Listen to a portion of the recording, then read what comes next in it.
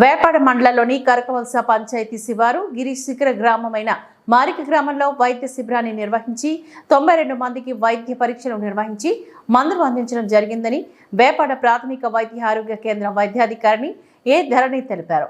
ఈ మేరకు శనివారం వేపాడ ప్రాథమిక ఆరోగ్య కేంద్రం వైద్యాధికారిని ఏ ధరణి ఆదేశానుసారం 11 కిలోమీటర్ల కాలినడకన వెళ్లి హెల్త్ సూపర్వైజర్ వి వెంకటరమణ ఆధ్వర్యంలో గ్రామ సర్పంచ్ పాతపోయిన ఎర్రయ్యమ్మ సమక్షంలో గ్రామంలోని వైద్య శిబిరం నిర్వహించగా 92 మందికి సీజన్లో భాగంగా వచ్చే చిన్న చిన్న వ్యాధుల చికిత్సను నిర్వహించి ఉచితంగా మందులను అందజేశారు. అలాగే 4 పిల్లలకు ఇమ్యునైజేషన్ నిర్వహించారు.